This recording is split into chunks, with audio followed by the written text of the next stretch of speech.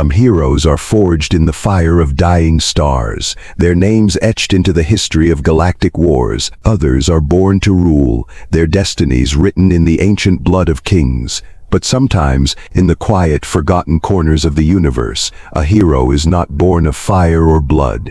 Sometimes, the destiny of an entire species rests on the shoulders of a simple, forgotten boy, and the impossible friendship he forges with a dying beast. This is the story of a kindness that awakened a legend, and a stable boy who reminded the galaxy that true royalty is not a matter of birth, but of the heart. The dust in the royal stables of Eridor had a memory. It was an ancient dust, a fine powder composed of crushed moonrock, dried alien hay, and the microscopic shed scales of the glorious winged beasts that had served the monarchy for centuries. Kalen, a boy whose own past was as blurry and undefined as a dust mote dancing in a sunbeam, knew its every texture and scent.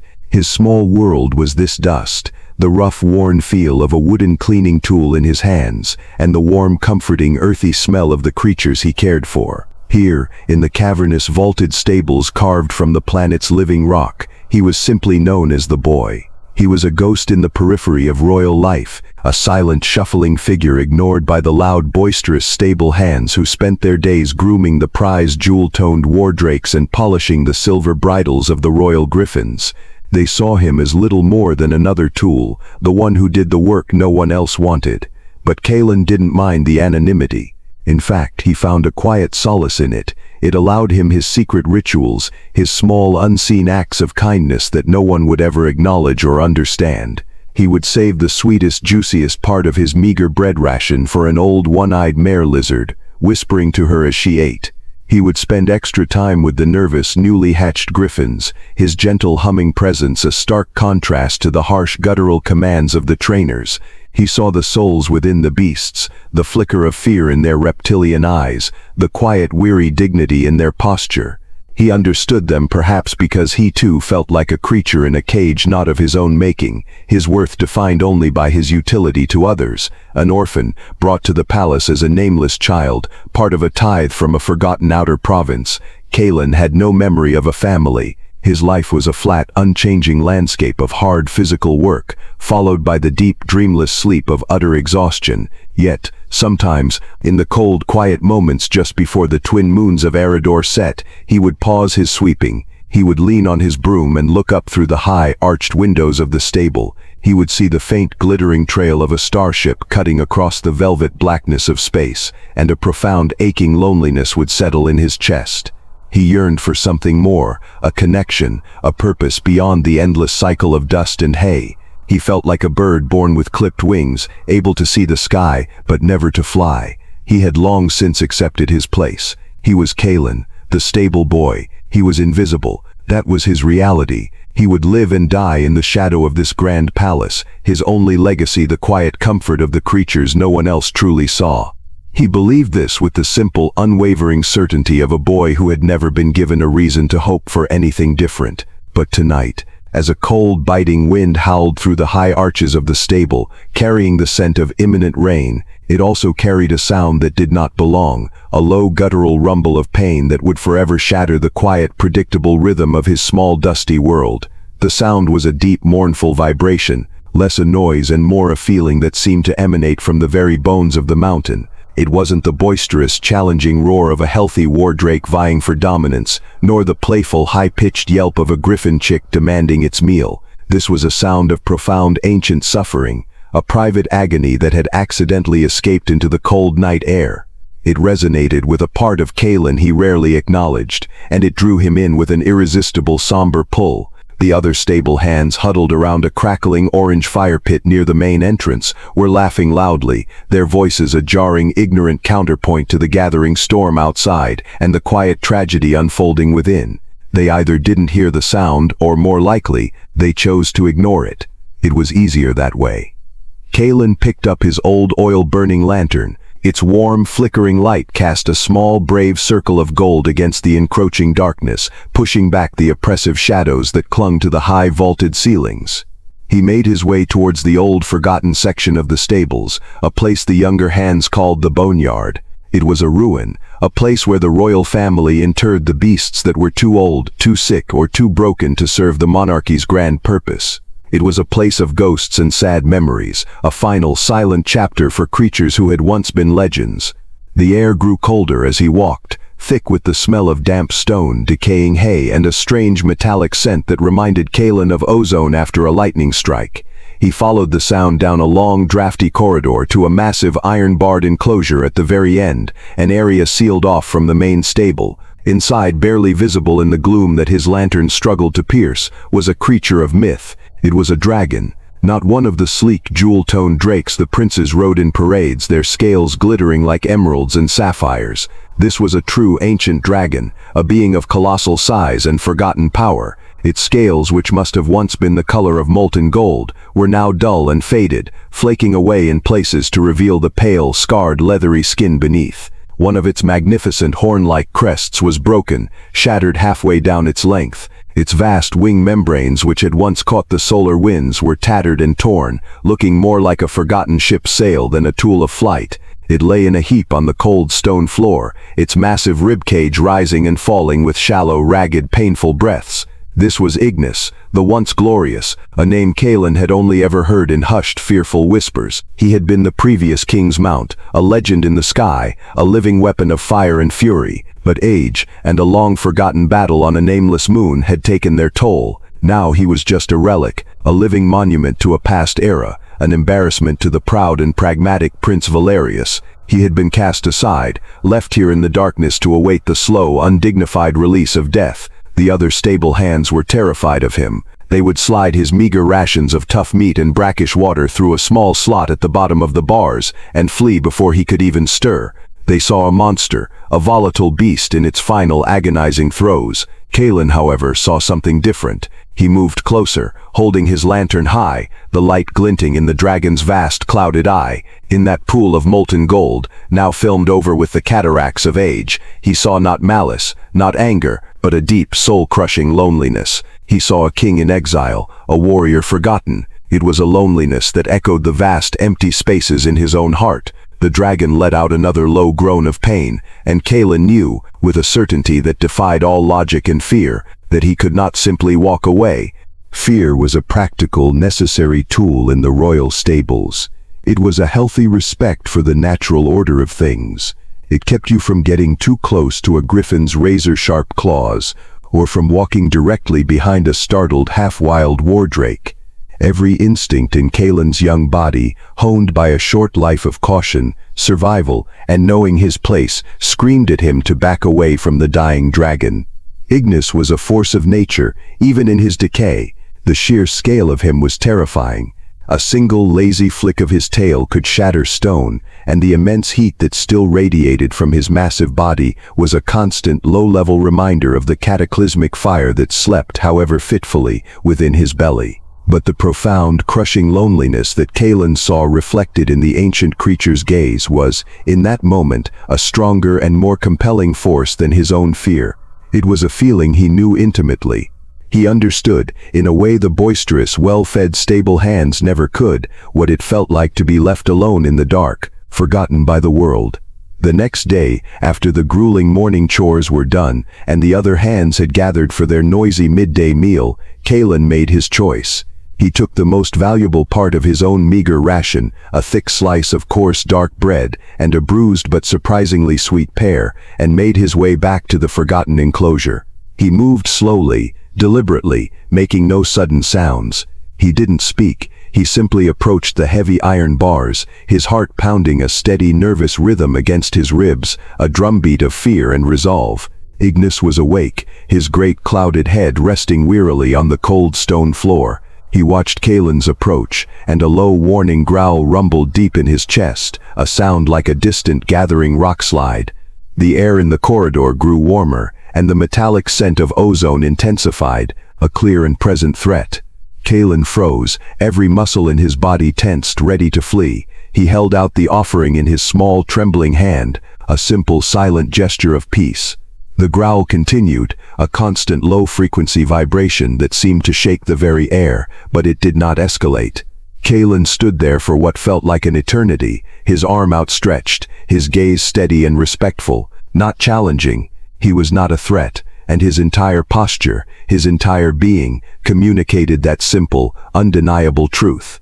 He was just a boy, offering a piece of his own food to a fellow forgotten creature. Slowly, with a monumental effort that sent tremors of exertion through his ancient withered frame, Ignis lifted his massive head. He sniffed the air, his great flared nostrils quivering. He looked at the humble offering of bread and pear, then back at Kalen, his single clouded golden eye holding a flicker of something that looked like cautious, weary curiosity. With a slowness that was almost painful to watch, the dragon extended his long serpentine neck through the bars. His snout, covered in scales as large and as hard as a man's hand, came to rest just inches from Kalen's offering. The intense heat from his breath washed over Kalen's hand and face, smelling of brimstone and ancient sun-baked earth. Kalen did not flinch. He held his ground, his trust an unspoken promise. After a final hesitant moment, a long forked tongue, surprisingly gentle, flickered out and delicately took the bread and the pear from his hand.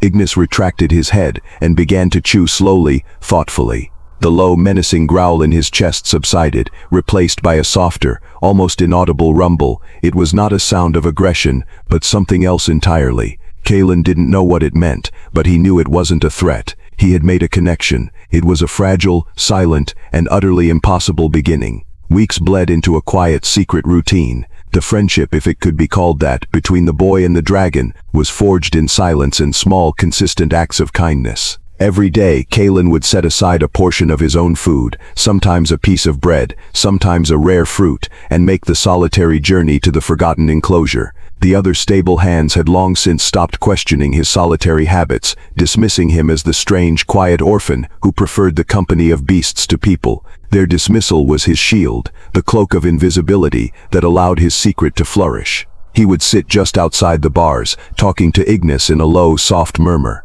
He told the ancient dragon about his day, about the arrogance of the wardrakes, the cleverness of a mother griffin hiding her eggs, the mundane, everyday details of his small, lonely life. He didn't know if the dragon understood his words, but it didn't seem to matter. Ignis, in turn, began to change. The transformation was slow, almost imperceptible at first. His movements became less pained, his breathing a little deeper. The clouded film over his golden eyes seemed to recede slightly, revealing a spark of ancient, weary intelligence that had been long dormant.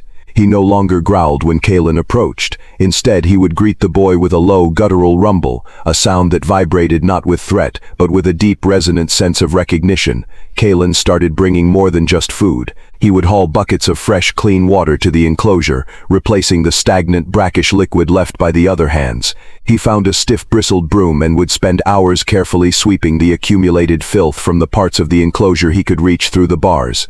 He even began to clean Ignis's faded scales, using a soft, damp cloth to wipe away the layers of dust and grime, revealing the faint ghost of the molten gold that lay beneath. It was during one of these quiet grooming sessions that he first noticed the warmth. As he gently cleaned a large scale near the dragon's massive shoulder, he felt a strange, pleasant heat seep into his hand, a warmth that felt different from the dragon's normal body heat. It felt like a gentle, living energy, a quiet thrum of power. Ignis seemed to lean into his touch, a soft rumble of what sounded like contentment vibrating through his massive frame. This silent communication became their language. Kalen would speak of his loneliness, and Ignis would respond with this quiet, comforting warmth. The boy, who had never known the touch of a loving parent, found a strange paternal comfort in the presence of the dying beast, and the dragon, who had been left to die alone in the darkness, found a final, unexpected spark of connection in the gentle, fearless touch of a human child. Their friendship was a fragile sanctuary, a small pocket of warmth and light in the cold, indifferent world of the royal stables. Kalen looked forward to these stolen moments more than anything else. They were the anchor of his day, the one time he felt truly seen, truly valued. He was no longer just the boy who cleaned the stables. He was the friend of a king, the confidant of a legend. The secret they shared was a precious, dangerous thing, a bond forged in the quiet understanding of two lonely souls. But the shadows of the palace were long, and the world outside their small, dark enclosure was about to intrude in the most brutal way imaginable, threatening to extinguish the one small flame of hope Kalen had managed to kindle in his life. The architect of that intrusion was Prince Valerius, the heir to the throne of Eredor. He was a man carved from sharp angles and cold ambition, his handsome features perpetually fixed in a mask of arrogant disdain. He moved through the world with the easy, thoughtless cruelty of someone who had never been denied anything. To Valerius, the royal stables were not a sanctuary for magnificent creatures. They were a showcase of his family's power, a collection of living assets to be displayed, used and discarded as he saw fit. He saw the dragons not as sentient beings with histories and souls, but as symbols of his royal might, their worth measured only by the ferocity of their roar and the brilliance of their scales. An old, broken dragon was in his eyes a stain upon that image, a symbol of decay and weakness that he would not tolerate. His visit to the stables was a grand, disruptive affair. He arrived with an entourage of sycophantic nobles and armored guards, his laughter echoing unnaturally in the usually quiet space. The stable hands scrambled to present the finest war drakes, their scales polished to a mirror shine. Valerius inspected them with a critical, dismissive eye, finding fault where there was none. Galen tried to make himself invisible, retreating into the shadows of a hayloft, his heart pounding with a sense of impending dread. He watched as the prince, bored with the pristine war drakes, decided to tour the entire facility, his gaze falling upon the darker, older sections. "And what relic do we have languishing here?" Valerius asked, his voice dripping with mockery, as he approached the forgotten enclosure at the end of the corridor. The stable master, a gruff, hardened man who nonetheless feared the prince's wrath, bowed low. "That is Ignis, your highness, the mount of your late grandfather." Valerius peered through the bars into the gloom, a look of profound disgust twisting his features. Ignis, sensing the hostile presence, had risen partially, a low, threatening growl rumbling in his chest. "This pathetic, broken thing," the prince sneered, "it is an embarrassment. Look at it. Its fire is gone, its wings are tattered. It is a disgrace to the memory of my grandfather, and to the glory of our house." He turned to the stable master, his eyes cold and hard.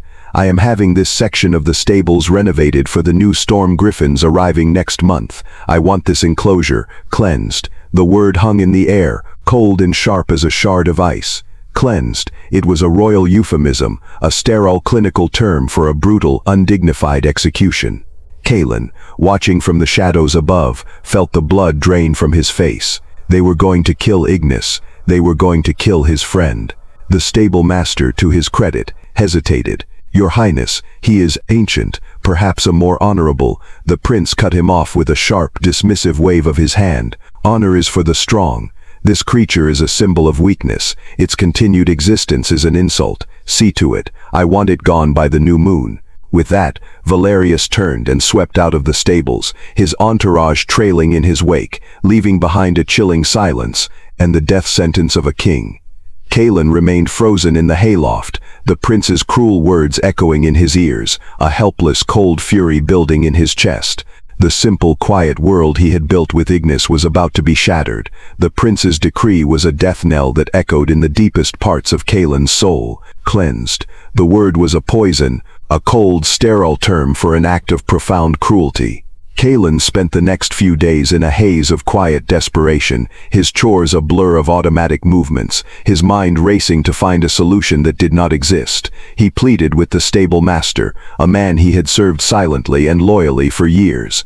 He tried to explain that Ignis was not just a beast, that he was intelligent, that he was the stable master, a man whose own heart had been hardened by a lifetime of serving the whims of kings and princes, simply shook his head, his eyes filled with a grim pity. "The prince has given an order, boy," he said, his voice rough but not unkind. "My hands are tied. There is nothing to be done. Stay away from that enclosure. It is no longer your concern." His words were a wall, a final, insurmountable barrier of authority. Galen felt a profound sense of helplessness wash over him, a feeling he knew all too well. It was the same helplessness he felt as an orphan, a nameless, faceless boy in a world of kings and princes. He was powerless. That night, under the cold, watchful eyes of the twin moons, he made his way to Ignis's enclosure for what he feared would be the last time. He brought with him a whole roasted fowl, stolen from the palace kitchens at great personal risk. It was a feast, a final offering to a condemned king.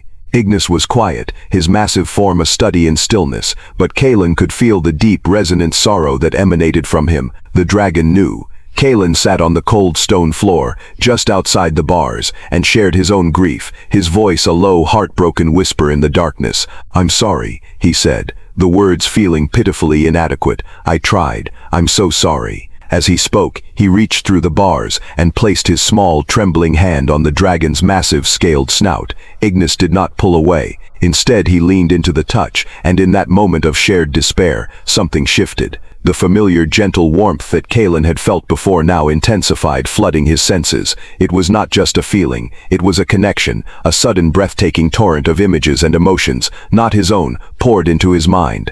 He saw the world through the dragon's eyes. He felt the joy of his first flight, soaring above clouds of impossible colors. He saw battles fought among the stars, the searing heat of enemy plasma, the fierce loyalty of a dragon to his rider. He felt the profound, aching grief of watching his king, Kalen's own prince's grandfather, die in his arms on a forgotten battlefield. And he felt the slow, crushing weight of loneliness and neglect that had defined his final years. It was a lifetime of glory and sorrow poured into Kalen's mind in a single, overwhelming instant. The psychic link was no longer a flicker. It was a blazing conduit of shared consciousness. Kalen gasped, the sheer intensity of the experience bringing tears to his eyes. He was no longer just feeling sympathy for the dragon, he was feeling with him. And in the depths of that shared mind, Ignis showed him one final, crucial memory. The memory Ignis shared was ancient, almost primal. It was a vision, not of battle or sorrow, but of a time long past, a golden age whispered about only in the oldest dragon sagas. Kalen saw a vast, sun-drenched valley on a world he did not recognize. He saw dragons, hundreds of them, their scales glittering like a river of jewels under a warm, gentle sun.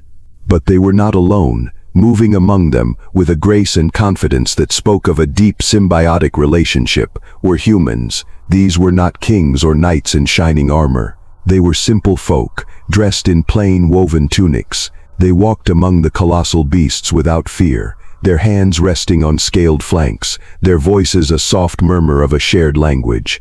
It was a scene of perfect, breathtaking harmony. Then, the vision focused on a single powerful image, a young human, a boy no older than Kalen, standing before a great elder dragon. The dragon bowed its magnificent head, and the boy placed his hand upon its snout. As he did, a faint, intricate, glowing symbol blazed to life on the boy's forearm. It was a mark of connection, a sigil of a sacred bond between the two species. The memory was a fragment of a forgotten history, a time when certain human bloodlines possessed the innate ability to form a deep psychic link with dragonkind. They were not masters and servants, but partners, equals. They were the dragon speakers. The vision was so vivid, so real, that Kalen could almost feel the warmth of that forgotten sun on his own skin. As the memory faded, the psychic link between Kalen and Ignis slowly receded, leaving behind a profound sense of awe and a deep, aching sense of loss for a world that no longer existed. Kalen pulled his hand back from the dragon's snout, his mind reeling. He felt a strange, tingling sensation on his own forearm. He looked down. There, on the pale skin of his inner arm, was a faint, shimmering pattern, glowing with a soft, golden light. It was the same intricate symbol from the vision. It pulsed with a gentle, rhythmic light, a perfect echo of the dragon's own slow heartbeat. He stared at it, his breath catching in his throat. He, Kalen, the nameless orphan, the stable boy, he was a descendant of the dragon speakers. The mark was not a brand or a tattoo. It was an awakening, a dormant piece of his own genetic history, brought to life by the deep, desperate connection he had forged with Ignis. He didn't understand the full implications of what this meant. The knowledge was too vast, too world-shattering to comprehend.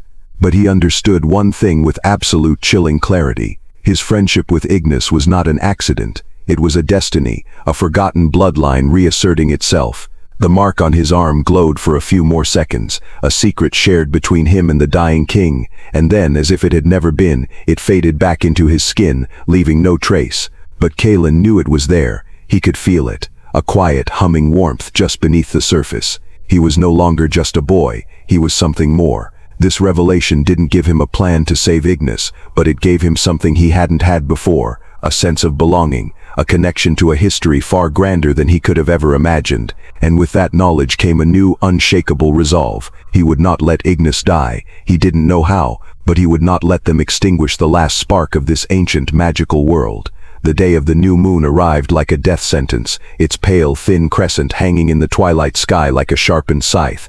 Prince Valerius, eager for the spectacle that would solidify his transition from prince to king upon his impending coronation, had decided to make the cleansing a public event. He envisioned a grand hunt within the royal arena, a final brutal display of his own martial prowess against the broken ancient beast. It was a pathetic and dishonorable plan, designed not for a true challenge, but for the guaranteed bloody triumph that would feed his insatiable ego. Word of the event spread through the palace like a contagion, a mixture of morbid curiosity and fearful excitement.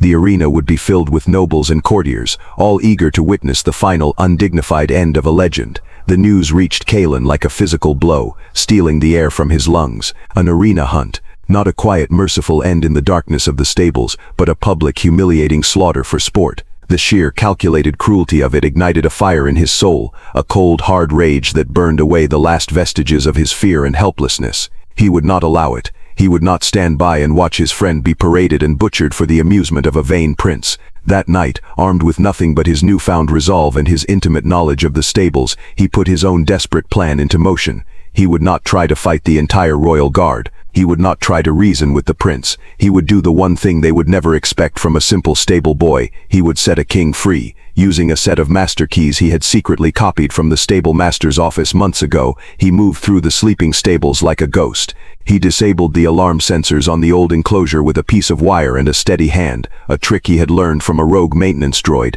The massive iron lock on the gate was ancient and rusted, but Kalen had spent weeks secretly applying lubricating oils to its mechanism. With a low groaning sound that was almost lost in the rising wind, the great door swung open. Ignis, who had been lying in a heap of exhausted stillness, lifted his massive head, his clouded golden eyes fixing on the boy. A low, questioning rumble vibrated in his chest. Kalen walked into the enclosure, his heart pounding, and placed his hand on the dragon's snout. He didn't speak with his voice, but with his mind, pouring all of his desperation, all of his resolve, all of his pleading into the psychic bond they now shared. "You have to leave," he thought, the message a raw, emotional plea.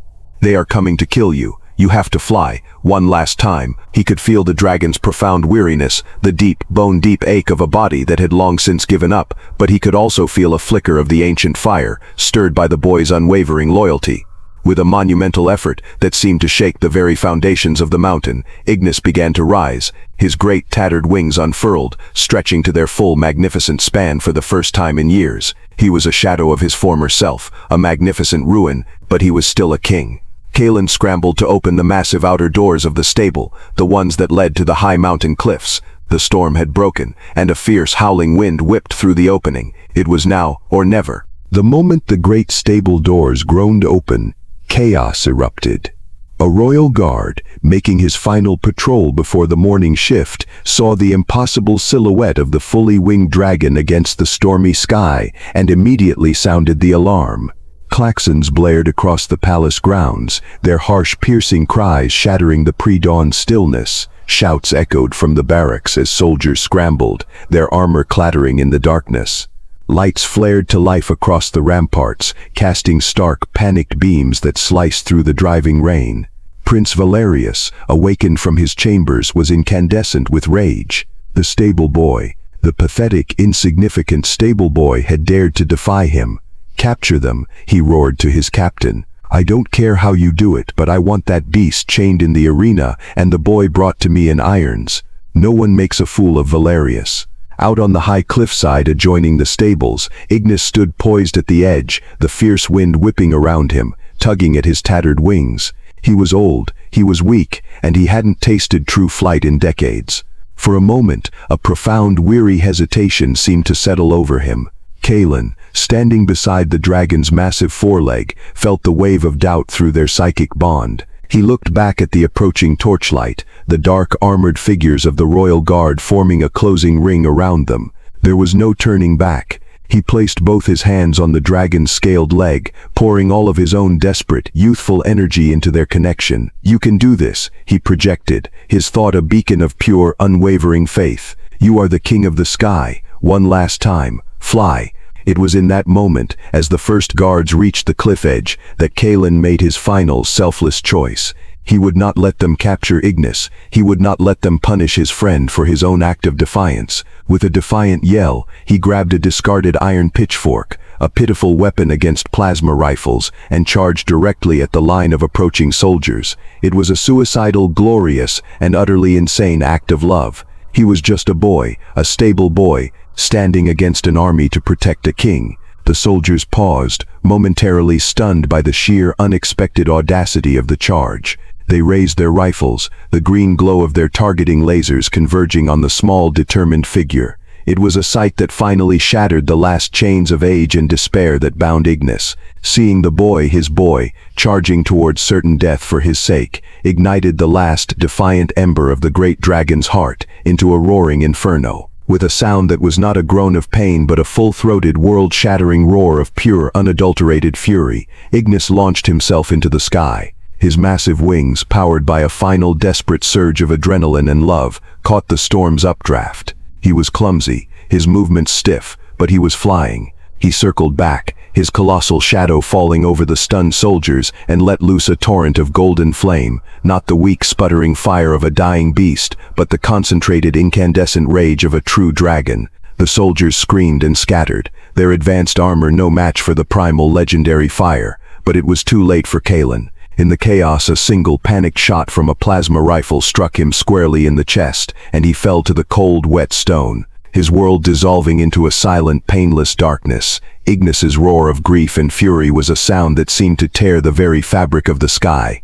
Seeing Kalen fall, the small, fragile spark of life that had rekindled his own, shattered something within the ancient dragon. His flight was no longer a desperate escape, it became a storm of pure, unrestrained vengeance. He descended upon the palace grounds not as a fleeing animal, but as a living cataclysm, a force of nature unleashed. His fire, which he had not summoned in a century, now poured from his jaws in great liquid torrents of gold, melting the stone ramparts, and turning the manicured royal gardens into fields of blackened glass. The royal guards, who had trained their entire lives to fight disciplined armies, were utterly unprepared for the chaotic, primal terror of a single enraged dragon. Their plasma bolts, designed to punch through armor, sizzled and dissipated harmlessly against his ancient magic-infused scales. They were insects, swatting at a storm. From his balcony, Prince Valerius watched in stunned disbelief as his perfect, orderly world was consumed by fire and chaos.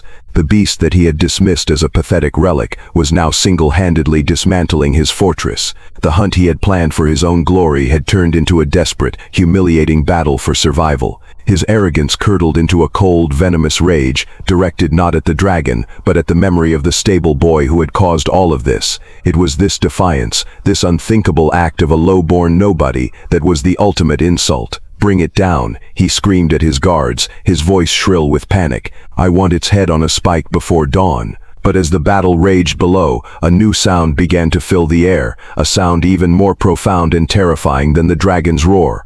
It was a low, resonant hum, a vibration that seemed to come not from the sky, but from the space between the stars. The storm clouds, which had been roiling with wind and rain, began to part, not from the dragon's heat, but as if pushed aside by an unseen colossal force. Kalen, lying on the cold cliff edge, his life fading into a gray, painless haze, was the first to see them. Through his dimming vision, he saw the sky darken, not with clouds, but with shadows. Dozens, then hundreds of massive, impossible silhouettes blotted out the moons, their forms vast and serpentine. It was a fleet of dragons, their scales glittering like 1,000 different constellations in the sudden, eerie calm. They had arrived in absolute silence, a silent, menacing wall of power that dwarfed the palace into insignificance. They were an army of gods, and they had come in answer to a call they had not heard in a millennium. Ignis's roar had not just been a cry of grief, it had been a summons, an ancient distress signal broadcast on a psychic frequency only their kind could hear, the final desperate plea of a lost king. The arrival of the dragon fleet brought a sudden, absolute, and terrifying silence. The battle, the shouting, the roar of Ignis's flame, it all ceased as every being on the ground, from the lowest soldier to Prince Valerius himself, stared up in stunned, uncomprehending awe. The sky was no longer the sky. It was a living, breathing tapestry of scales and wings, a silent, menacing testament to a power that the world of Eridor had long since consigned to myth. These were not the tamed, saddled drakes of the royal stables. These were the ancient ones, the progenitors, beings of immense size and terrifying intelligent presence. Their collective gaze, 1,000 points of cold ancient starlight, was fixed upon the scene below. Prince Valerius, who had moments before been screaming for the head of a dragon, now stood frozen on his balcony, his face a mask of pale, incredulous terror. The power he had so proudly wielded, the authority he had taken for granted his entire life, was revealed in this single silent moment to be nothing more than a child's fantasy. He was an insect, posturing in the shadow of gods. The royal guards, who had been scrambling to mount a defense, now dropped their weapons, their discipline shattered by the sheer, overwhelming impossibility of what they were witnessing. Some fell to their knees, their faces buried in their hands, as if the sight itself was too much for their minds to bear. It was a surrender not of tactics, but of the soul. From the center of the vast, silent fleet, a single dragon, far larger than the rest, descended. Its scales were the color of obsidian, shot through with veins of what looked like pure, solidified starlight. This was the Dragon King, the patriarch of the entire brood. He did not land with a crash, but with a silent, graceful power that barely disturbed the air around him. He ignored the terrified prince on the balcony. He ignored the cowering soldiers. His colossal head, larger than a wardrake's entire body, turned slowly until his gaze fell upon the broken, bleeding form of Ignis, who now lay exhausted on the palace lawn. A low, mournful sound, a note of profound grief and recognition, rumbled from the Dragon King's chest. He knew this fallen king. But his attention did not linger on the old dragon. His gaze swept across the scene, taking in the chaos, the destruction, and then it settled. It settled on the small, still form of the stable boy lying on the cliff edge. The king's great starlit eyes filled with an intelligence that was older than the mountains, focused with an unnerving intensity on Kaelin. And then, with a slowness and deliberation that sent a shockwave of disbelief through every conscious mind, the great Dragon King began to move. He walked past the prince, past the guards, past the fallen Ignis, and made his way to the cliff edge. He came to a stop before the body of the boy who was no one, the boy who had done nothing more than show kindness to a forgotten beast. The entire galaxy seemed to hold its breath. The silence on the cliff edge was absolute, broken only by the soft, mournful sigh of the wind. The Dragon King, a being of myth and cosmic power, stood over the small, still form of Kaelin. His sheer scale was incomprehensible. His shadow alone was enough to swallow the entire stable block. Every soldier, every courtier, even Prince Valerius, watched in a state of paralyzed, fearful anticipation, their minds struggling to comprehend what was happening. They expected a final terrible act of vengeance, a cataclysm of fire that would erase their city from the face of the planet for the crime of harming a dragon. They expected the wrath of a god, but what came was not wrath, it was reverence. The Dragon King, with a slowness that seemed to stretch time itself, lowered his magnificent star-dusted head. It was a gesture of immense deliberate grace. He brought his colossal snout, large enough to splinter the palace gates, to rest just inches from the fallen stable boy. A soft, warm, golden light emanated from the king's nostrils, a visible breathing exhalation of pure life force. It washed over Kaelin's body, not with the heat of fire, but with the gentle, penetrating warmth of a new dawn. And then, in a move that shattered every known law of power and hierarchy in the universe, the great Dragon King, the patriarch of the most ancient and powerful species in the known galaxy, bowed. He lowered his head until his horn-like crest touched the cold, wet stone of the cliff, a profound, undeniable gesture of submission and respect to the nameless, dying human child. As if this were a silent cosmic signal, a ripple of movement spread through the sky. The hundreds of dragons in the silent fleet above, in a single breathtaking synchronized movement, all bowed their heads in unison. The sky itself seemed to bend in deference. They were not bowing to the fallen Ignis, their lost king. They were not bowing to the cowering Prince Valerius, the ruler of this world. They were bowing to the stable boy. In that single, silent, impossible moment, the entire power structure of the universe was turned on its head. Valerius, watching from his balcony, felt a wave of nausea. This was not just a defeat, it was an annihilation of his entire worldview. The boy he had dismissed as dust, as less than nothing, was being honored by gods, while he, the prince, was utterly and completely ignored. The golden light from the Dragon King's breath intensified, enveloping Kalen in a soft, shimmering cocoon. The scorched, blackened wound on his chest where the plasma bolt had struck began to change. The burned flesh did not just heal, it seemed to reverse, the cells knitting themselves back together with an impossible speed. A faint, golden, intricate pattern, the very same symbol that had appeared on his arm, now blazed to life on his chest, shining through his tattered shirt. It was the mark, the ancient sigil of the dragon speaker, now fully and irrevocably awakened. He was not just a descendant, he was the first to carry the full, undiluted mark in 1,000 generations. The dragons had not just answered a call of grief, they had answered the call of a long-lost and prophesied heir. Kalen's return to consciousness was not a sudden jolt, but a slow, gentle unfolding, like a flower opening to a new sun. The pain was gone, replaced by a deep humming warmth that seemed to resonate from the very core of his being. The first thing he saw was a single colossal eye, a universe of molten gold and ancient starlight, regarding him with an expression of profound, gentle wisdom. The Dragon King was still there, his great head bowed, his life force a tangible healing presence. As Kalen took a breath, a full, clear breath that filled his lungs without a trace of pain, the king lifted his head, a low, resonant rumble of what sounded like satisfaction vibrating through the air, and then a voice echoed in Kalen's mind. It was not a sound but a thought, a concept, ancient and powerful yet gentle as a whisper. The speaker has returned. The Dragon King's thought voice resonated, not in any language Kalen knew, but in a pure, direct transmission of meaning. The bond is restored. The long silence is over. Kalen sat up, his own body feeling strange, filled with a new, unfamiliar energy. He looked at his chest, where the golden sigil was now fading, receding back beneath his skin like a secret. He was healed. He was more than healed. He felt whole in a way he had never felt before. The aching loneliness that had been his constant companion was gone, replaced by the profound, overwhelming sense of connection to the hundreds of powerful minds that now watched him from the sky. He was not alone anymore. He was part of something vast, ancient, and magnificent. His gaze fell upon the still, exhausted form of Ignis, who lay nearby, his breathing shallow. A surge of fierce, protective love washed over Kalen. He scrambled to his feet and approached the old dragon, placing his hands on his scarred, faded scales. He didn't know what he was doing, he only knew he had to try.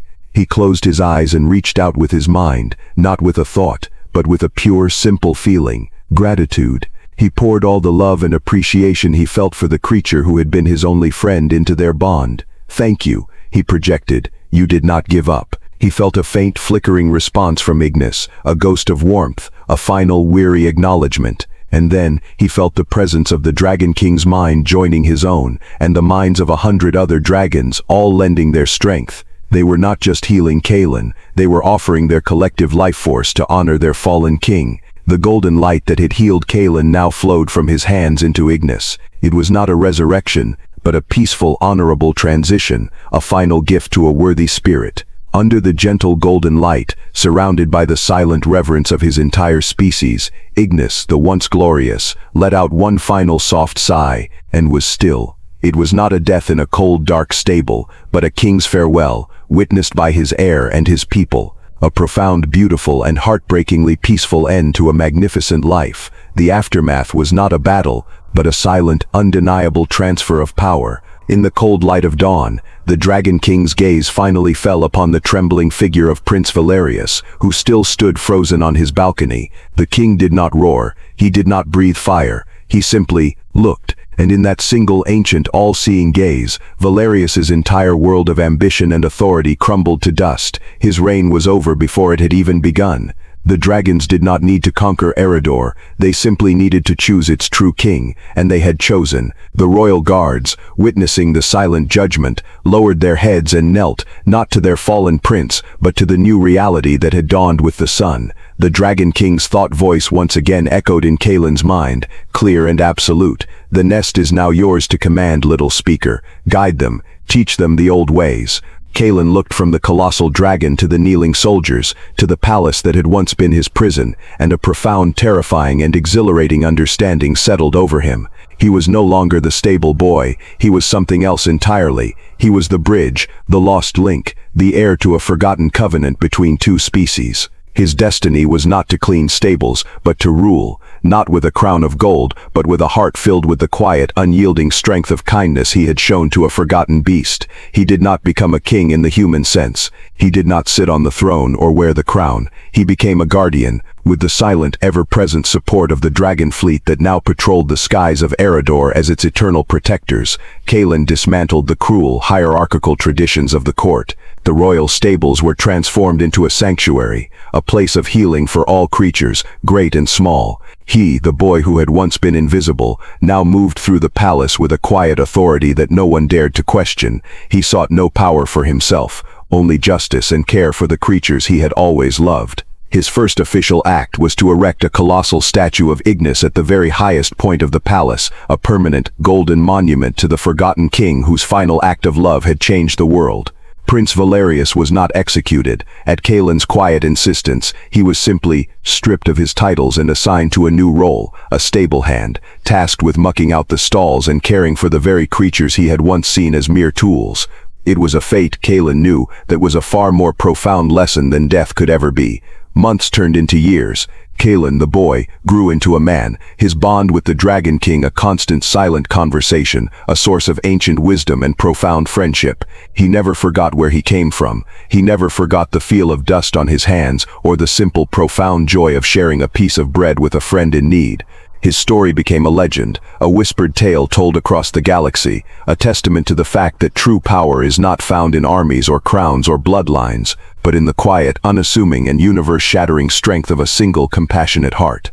If you believe that true royalty lies not in a crown, but in a kind heart, then you've found your home here at Galaxy SciFi. Subscribe for more epic fantasy stories, where the smallest among us become the greatest heroes. And don't forget to like this video if you think a single act of kindness is the most powerful force in the universe. Let us know in the comments, what creature, real or mythical, do you think deserves more kindness? Until the next story, stay kind. Use arrow up and arrow down to select a turn, enter to jump to it, and escape to return to the chat.